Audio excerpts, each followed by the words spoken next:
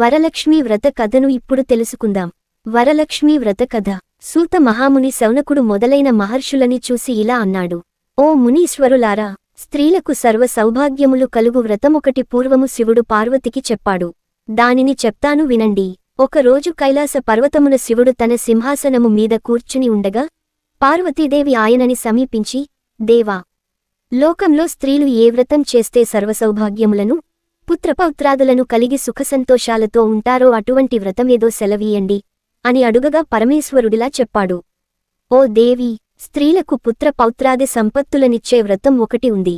దాని పేరు వరలక్ష్మీ వ్రతం. ఆ వ్రతమును శ్రావణమాసంలో శుక్లపక్ష పూర్ణిమకు ముందుగా వచ్చే శుక్రవారము రోజు చేయవలెను.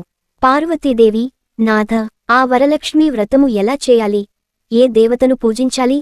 ఏ విధంగా చేయాలి? దీనినెవరైనా ఇంతకు ముందు చేశారా? ఆ వివరములన్నీ చెప్పండి అని అడుగగా శివుడు పార్వతీదేవిని చూసి, ఓ కాత్యాయని, వరలక్ష్మీ వ్రత విశేషాలు చెప్తాను విను. పూర్వము మగధ దేశమున కుండినమనే ఒక పట్టణం ఉంది. ఆ పట్టణము నిండా బంగారు ప్రాకారములు, బంగారు గోడలు గల ఇల్లు ఉన్నాయి. అందులో చారుమతి అనే ఒక బ్రాహ్మణ స్త్రీ ఉన్నది. ఆమె పతియే ప్రత్యక్ష దైవముగా భావించి తెల్లవారు జామునే లేచి స్నానం చేసి పతిదేవుని పూవులతో కొలిచి ఆ తర్వాత అత్తమామలకు అవసరమైన అనేక సేవలు చేసి ఇంటి పనులన్నీ ఓర్పుతో నేర్పుతో చేసుకుంటుండేది. అందరితో ప్రియంగా మితంగా మాట్లాడుతుండేది. ఇంత అణకువగానున్న ఆ మహాపతివ్రతను చూసి మహాలక్ష్మికి ఆమె మీద అనుగ్రహం కలిగింది.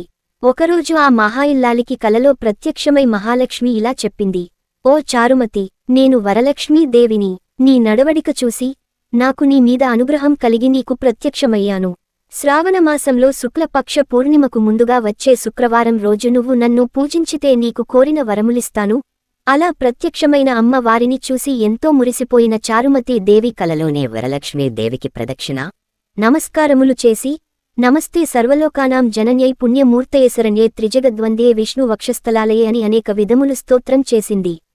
ఓ జగజ్జనని, నీ కటాక్షంబు కలిగితే జనులు ధన్యులవుతారు, విద్వాంసులవుతారు, సకల సంపన్నులవుతారు. నేను పూర్వజన్మలలో చేసిన పూజఫలం వల్ల నీ దర్శనము నాకు కలిగింది అనగా వరలక్ష్మీ దేవి సంతోషము చెందింది.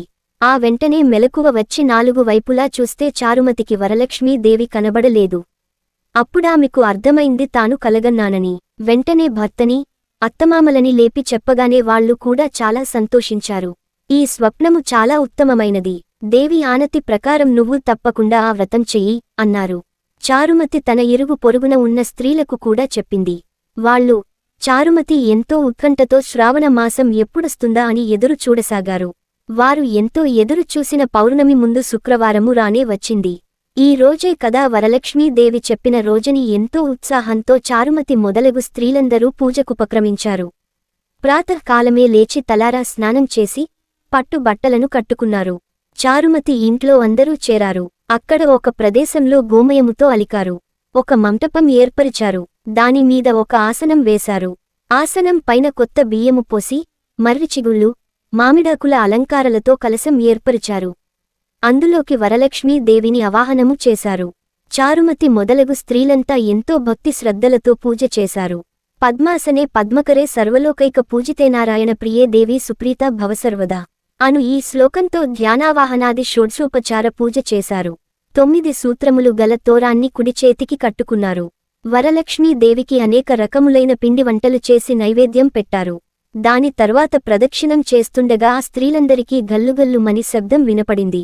వెంటనే తమ కాళ్లను చూసుకుంటే గజ్జెలు మొదలైన ఆభరణములు కనిపించాయి. చారుమతి మొదలైన స్త్రీలంతా వరలక్ష్మీదేవి కృపా కటాక్షములు కలిగాయని ఎంతో మురిసిపోయారు. రెండో ప్రదక్షిణం చేయగానే చేతులకు దగదగలాడే నవరత్నాలతో కూడిన కంకణములు మొదలైన ఆభరణములు కనిపించాయి. ఇంక వాళ్ల ఆనందం ప్రత్యేకించి చెప్పేదేముంది. మూడవ ప్రదక్షిణం పూర్తి కాగానే ఆ స్త్రీలంతా సర్వభూషణాలంకృతులయ్యారు.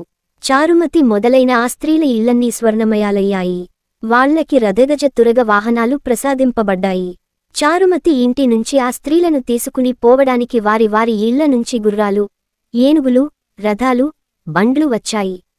ఆ స్త్రీలు, చారుమతి కలిసి వారి చేత శాస్త్ర ప్రకారం పూజ చేయించిన బ్రాహ్మణోత్తమునికి గంధం, పుష్పం, అక్షింతలతో పూజించి 12 కుడుములు వాయనమిచ్చి దక్షిణ తాంబూలములిచ్చి నమస్కరించారు. బ్రాహ్మణుడు వారిని ఆశీర్వదించారు. వరలక్ష్మీదేవికి నైవేద్యంగా పెట్టిన పిండివంటలను బంధుమిత్రులతో తిని తమ కోసం వచ్చిన గుర్రాలు, ఏనుగులు మొదలైన వాహనాలలో వారి ఇండ్లకు బయలుదేరారు. వారు త్రోవలో చారుమతి భాగ్యమును, తమ భాగ్యమును ముచ్చటించుకుంటూ వెళ్లారు. లక్ష్మీదేవి తనంతట తానే స్వప్నములో వచ్చి ప్రత్యక్షమవటమంటే మాటలా? చారుమతి ఎంత అదృష్టవంతురాలు అనుకున్నారు.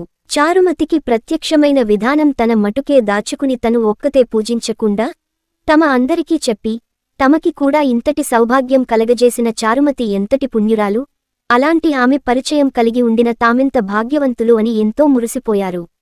అప్పటినుంచి చారుమతితో సహా వారందరూ క్రమం తప్పకుండా ప్రతి సంవత్సరం ఈ పూజ చేస్తూ పుత్రపౌత్రాభివృద్ధి కలిగి ధన కనక వస్తు వాహనములు కలిగి సుఖ సంతోషాలతో ఉన్నారు. కావున ఓ పార్వతి, ఈ ఉత్తమమైన వ్రతమును చేస్తే, అలా ఎదుటివారికి చెప్పి చేయిస్తే సర్వసౌభాగ్యములు కలిగి శుభముగా ఉంటారు. ఈ కథను విన్నవారికి, చదివిన వారికి కూడా వరలక్ష్మీ ప్రసాదము వలన సకల కార్యములు సిద్ధించును అన్నాడు పరమశివుడు. సూత మహాముని శౌనకుడు మొదలగు వారితో, మునులారా, విన్నారుగా చారుమతి ఎదుటివారి మంచి కూడా ఎలా కోరిందో. ఎదుటి మనిషికి మంచి కలగాలని కోరుకుంటే అమ్మవారు ఇంకా ప్రసన్నురాలై మీరు కోరకుండానే మీకు మంచి చేస్తుంది అన్నారు.